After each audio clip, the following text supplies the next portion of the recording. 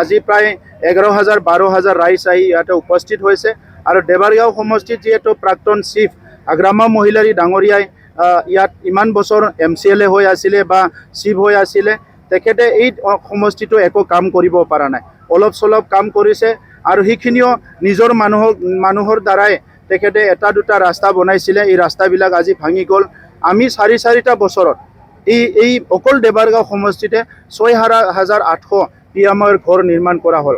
17 বছৰত 700 ঘৰ নিৰ্মাণ কৰিছিল, আমি কিন্তু 4 বছৰত 6,800 ঘৰ নিৰ্মাণ কৰা হৈ গ'ল।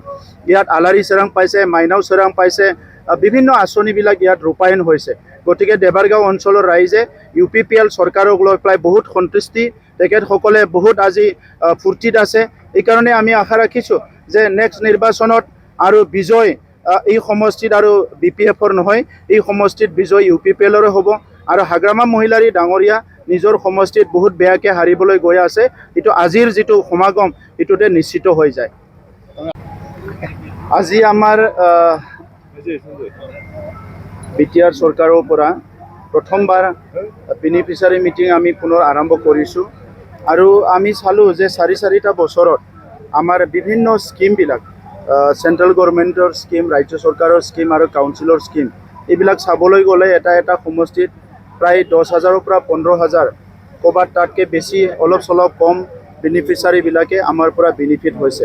চ' সেই বেনিফিচিয়াৰীসকলক খবৰ লোৱাটো আমাৰ সকলোৰে দায়িত্ব আৰু এই 4 বছৰত যিবিলাক তেখেতসকলে ঘৰ পাইছে, এই ঘৰটো ভালকৈ নিৰ্মাণ কৰিছেনে নাই, যিসকলে আজি হেণ্ডলুমৰ স্কিম পাইছে, হেণ্ডলুমটো ভালকৈ নিৰ্মাণ কৰিছেনে নাই, বিভিন্ন ক্ষুদ্ৰ আঁচনি যিবিলাক পাইছে এইবিলাক ভালকৈ ৰূপায়ণ কৰিছেনে নাই, আৰু এইবিলাক চব ভালকৈ ৰূপায়ণ কৰিলেহে আমাৰ যিটো উদ্দেশ্য যে বড়োলেণ্ডত প্ৰায় 30-40টা বছৰ অনিশ্চয়তা আৰু অস্থিৰ হোৱাৰ পিছত, শান্তি ঘূৰি অহাৰ পিছত, এটা ষ্টেবিলিটি অহাৰ পিছত আমি বড়োলেণ্ড অঞ্চলখন অইন উন্নত অঞ্চলৰ লগত যেনেকৈ খোজ মিলাই যাব বিচাৰিছোঁ, এই কামটো বাস্তৱত ৰূপায়ণ হ'ব।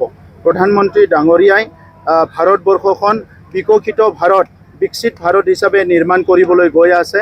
অসমৰ মুখ্যমন্ত্ৰী ডাঙৰীয়াই অসমখন ভাৰতৰ উন্নত ৰাজ্যৰ ভিতৰত এখন হিচাপে নিৰ্মাণ কৰিবলৈ গৈ আছে। আমি BTRবাসীয়ে বহি থাকিলে নহ'ব।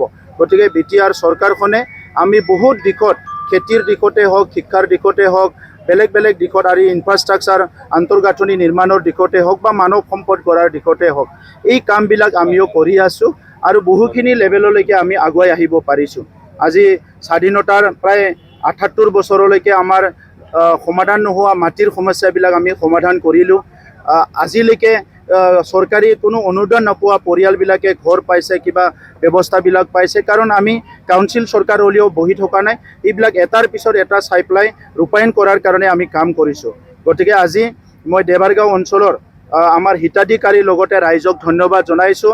আজি প্ৰায় 11,000 12,000 ৰাইজ আহি ইয়াতে উপস্থিত হৈছে আৰু দেবাৰগাঁও সমষ্টিত যিহেতু প্ৰাক্তন চিফ আগ্ৰামা মহিলাৰী ডাঙৰীয়াই ইয়াত ইমান বছৰ MCLA হৈ আছিলে বা চিফ হৈ আছিলে, তেখেতে এই সমষ্টিটো একো কাম কৰিব পৰা নাই, অলপ চলপ কাম কৰিছে আৰু সেইখিনিও নিজৰ মানুহৰ দ্বাৰাই তেখেতে এটা দুটা ৰাস্তা বনাইছিলে, এই ৰাস্তাবিলাক আজি ভাঙি গ'ল।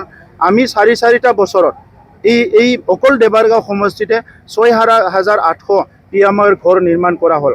17 বছৰত 700 ঘৰ নিৰ্মাণ কৰিছিল, আমি কিন্তু 4 বছৰত 6,800 ঘৰ নিৰ্মাণ কৰা হৈ গ'ল। ইয়াত আলাৰী চেৰাং পাইছে, মাইনাও চেৰাং পাইছে, বিভিন্ন আঁচনিবিলাক ইয়াত ৰূপায়ণ হৈছে। গতিকে দেবাৰগাঁও অঞ্চলৰ ৰাইজে UPPL চৰকাৰক লৈ পেলাই বহুত সন্তুষ্টি, তেখেতসকলে বহুত আজি ফূৰ্তিত আছে। এইকাৰণে আমি আশা ৰাখিছোঁ যে নেক্সট নিৰ্বাচনত আৰু বিজয় এই সমষ্টিত আৰু BPFৰ নহয়, এই সমষ্টিত বিজয় UPPLৰে হ'ব আৰু হাগ্ৰামা মহিলাৰী ডাঙৰীয়া নিজৰ সমষ্টিত বহুত বেয়াকৈ হাৰিবলৈ গৈ আছে। এইটো আজিৰ যিটো সমাগম এইটোতে নিশ্চিত হৈ যায়।